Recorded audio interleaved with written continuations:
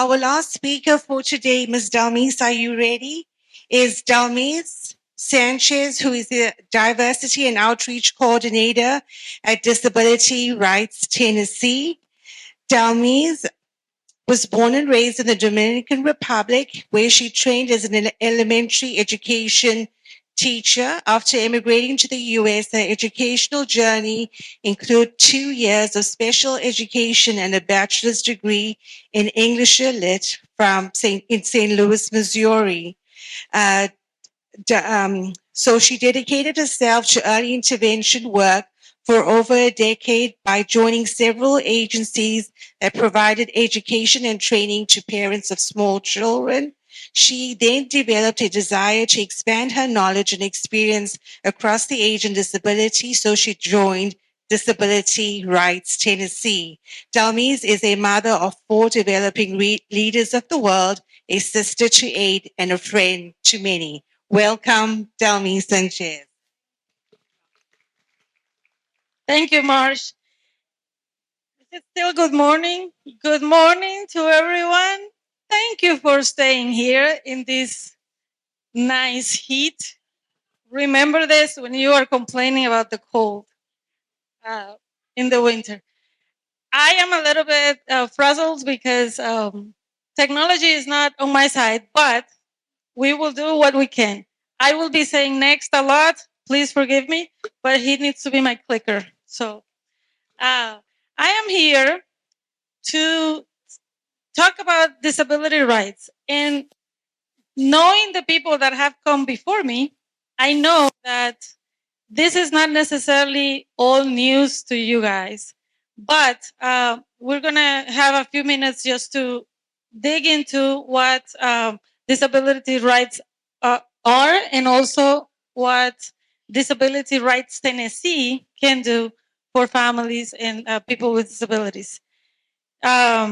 I know that there are parents, caregivers, self-advocates, providers here.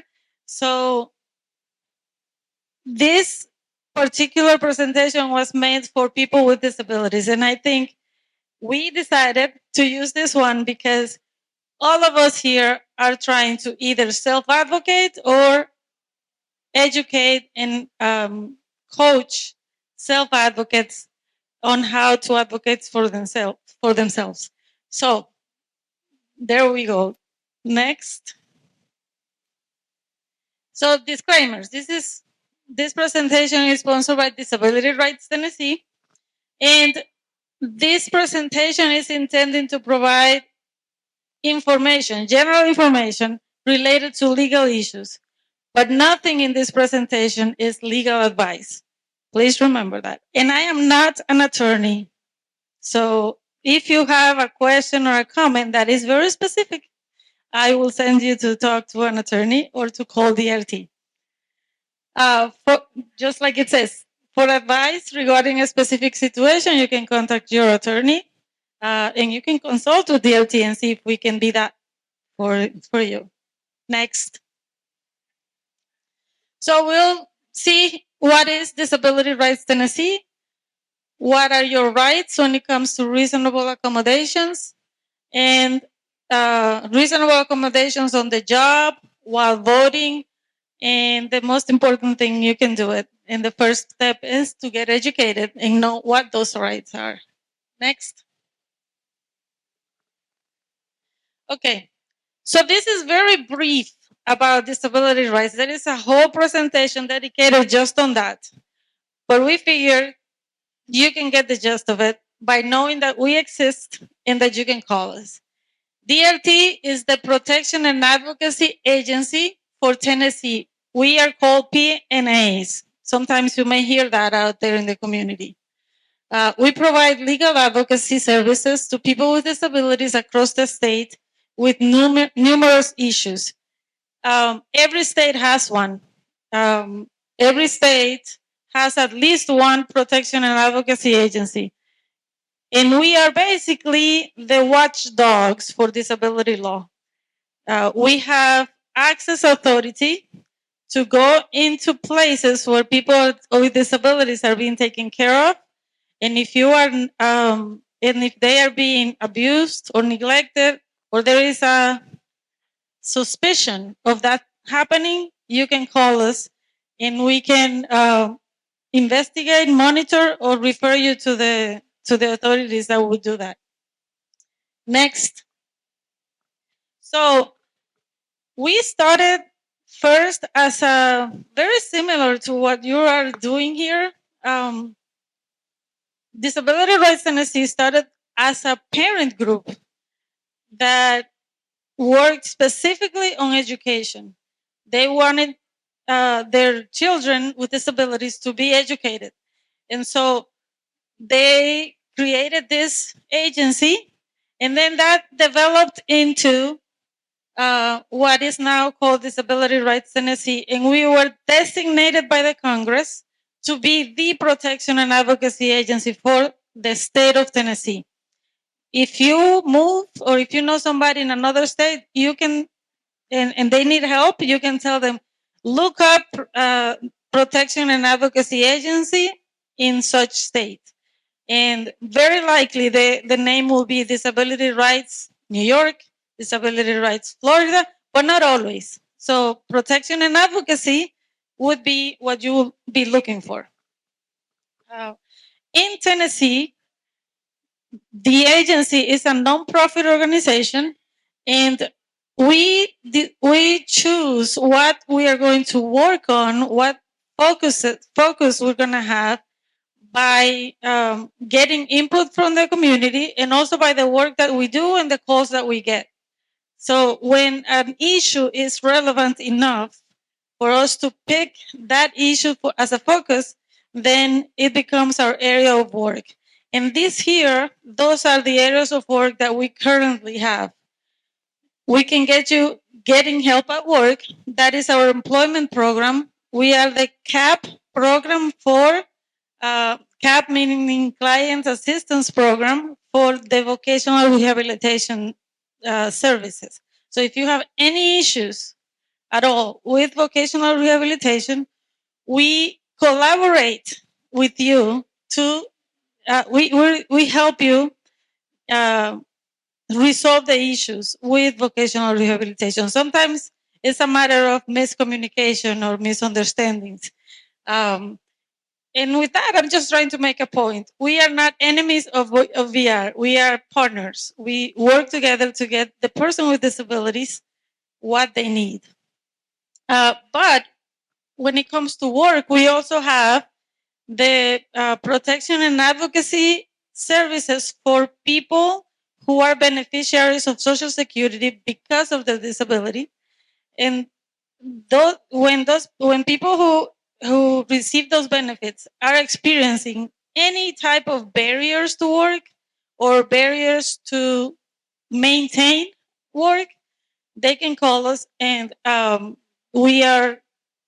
it's one of the things that we can do. And we have a legal team made up of an attorney and some advocates that work on those issues. We can also, the other area of work, and this is the meat, this is the pillar of our agency, protecting people with disabilities from harm, from being abused, neglected, or discriminated because of their disability. One of our areas of work is also voting. There is a law that protects people with disabilities when it comes to voting access. Protecting your rights in many different ways, and we're going to talk about rights more in the presentation. Navigating TennCare. Our agency also has the beneficiary support system for TennCare, and they have specific programs like Katie Beckett and ECF Choices that they focus on. But if you have any needs about TennCare, miscommunication or whatever, you can still call and they may be able to help. And there you go, vocational rehabilitation. All right, next. So what are your rights? Does anybody know what this picture is of?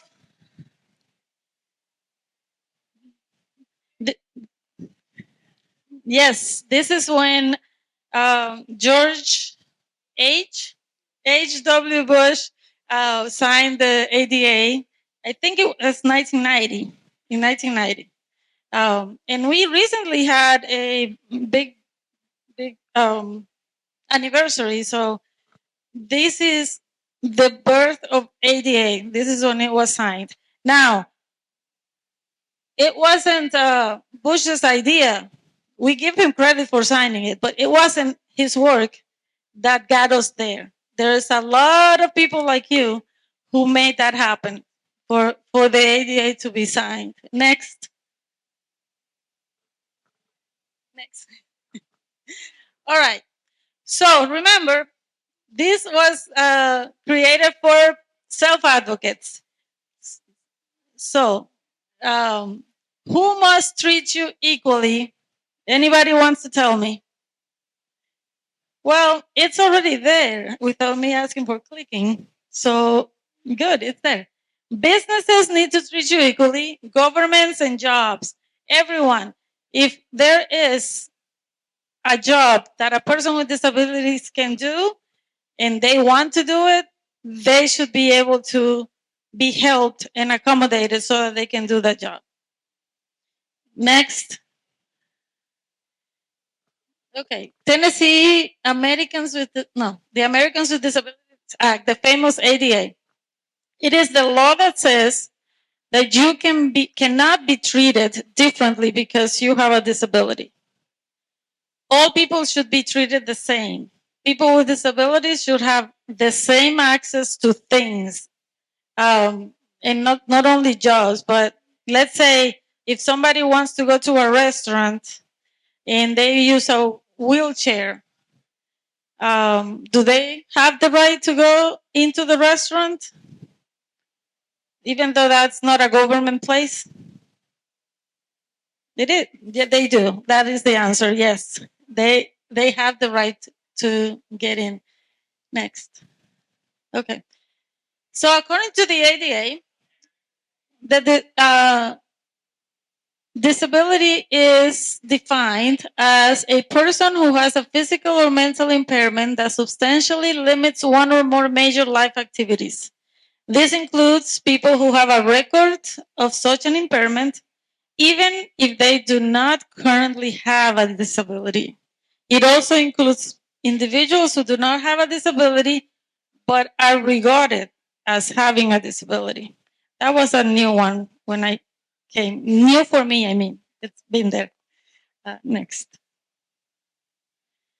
Okay, so you have a mental health diagnosis. Is that a disability? Yes, that is right. Next. Okay, so we're gonna dig a little bit deeper into equal access. Next. Equal access includes reasonable accommodations. And what is that? It is a change in the way things are normally done so you can access the services of a business or a government. Next. Next. So here are some examples of reasonable accommodations. Here we have somebody using a lift to get into a bus with a wheelchair. And if that lift wasn't on the bus, what is the likelihood that that person who needs a wheelchair to get around can be in that bus? Not very likely unless they have people that can help them. So that is what access means. We make it so that when that person arrives, and by the way, we all benefit from that, because if we were going with a stroller and we needed to get the child, maybe not on the bus, if you ask, I'm pretty sure you could. But like when we have ramps on the sidewalks or ramps in the hospital, we all benefit from that, because when you accommodate people with disabilities, you are really accommodating everyone. So here we have a person who's blind and using a cane. There would be places where people might encounter problems because they don't allow them to use the cane, but they need to be allowed. Sometimes people can't read small prints, so they would need large prints. Next. Parking is a big one, especially when it comes to voting and going to places. So their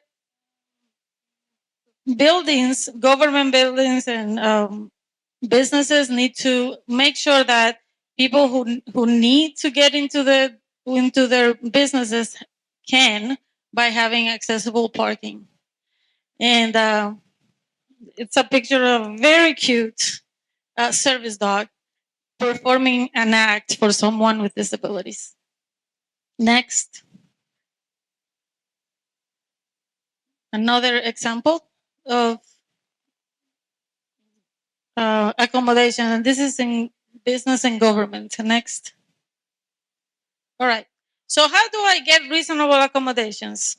How do you coach the person that you support to ask for accommodation? So the first thing is to ask the person in charge for what you need.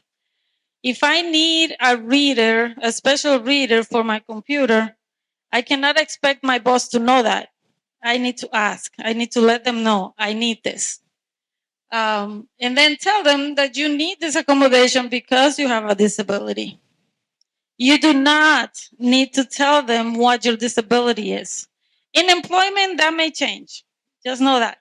In employment, that may change. But if you are going to a restaurant or a government place, that's what we're talking about.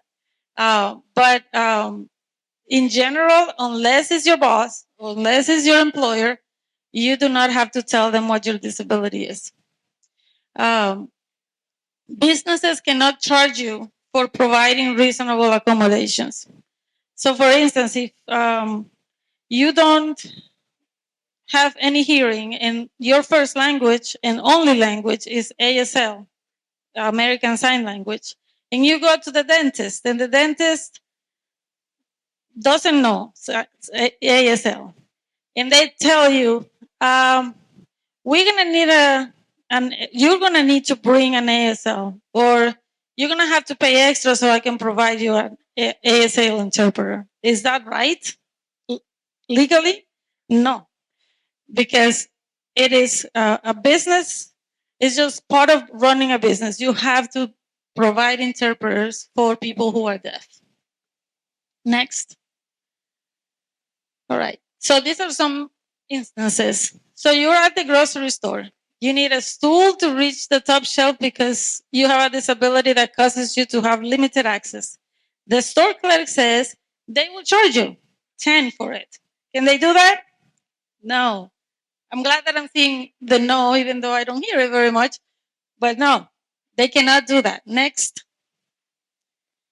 What if that grocery store clerk asks you to come back with a doctor's note explaining your disability? Is that good? Do they have the right to do that? Nope. They cannot do that. Next. So this is when we move on to employment, which is a tiny little bit different. You are entitled to reasonable accommodations at work too. Next. You can, and that includes when applying for a job, you can ask for a different application form, like large print, braille, or paper instead of online. You can also ask to have someone read employment tests or write test answers if that is what you need in order to complete the test. Or you can have an accessible interview location. And that is just to name a few. Of course, there's innumerable different ways that you may need accommodations. Next. And then when you already have the job, you are at the job, there are some changes that you can ask so that you can be successful. Some of them could be to change the presentation of tests and training materials, to allow a flexible work schedule, to provide or adjust a product, equipment, or software, or to provide reserved parking. You may need a note from your doctor to get these accommodations at work. There you kind of do have to prove your disability if they ask, because not all employers ask for it. Next.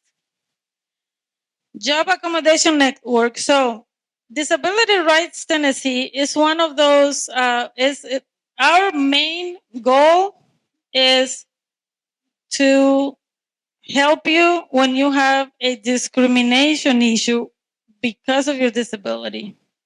We don't help you find jobs necessarily, but if you have an issue where you are being discriminated against, you can call us. And when we are not able to help, sometimes Job Accommodations Network can be the agency that you can call. It is online, and it's very widely used, and I think it is a national agency. I have called for questions and gotten very good answers, so I can attest that they are very helpful. Next. And here are some more examples of some accommodations at work. Maybe you need to stand sometimes, and so you need a standing desk, or you need an interpreter. And the printer, I'm not sure what that is for, but maybe the large print, I don't know. Next. Your workplace does not have to, and this is important to know, because there is what you have the right to, there is what is right, and there is what is legal. So in terms of laws, your employer does not have to provide you with personal items such as glasses, wheelchairs, or hearing aids. They don't have to change the rules on violence, stealing, horseplay, or hurting property. And they do not have to remove an essential part of the job to accommodate you. So the accommodations are based on the fact that you can do the job if you have this reasonable accommodation.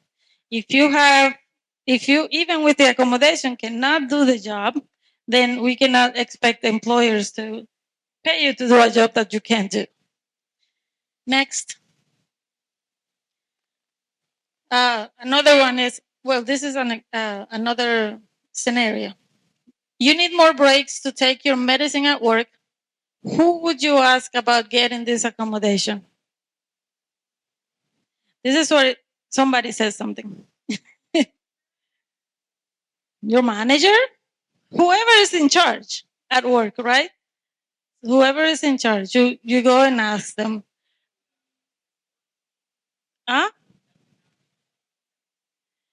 Well, that, I don't know, that you have to work out with your employer. That's where I draw the line. I don't know.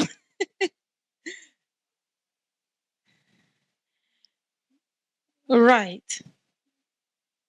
Yeah, I don't know how that works. Next.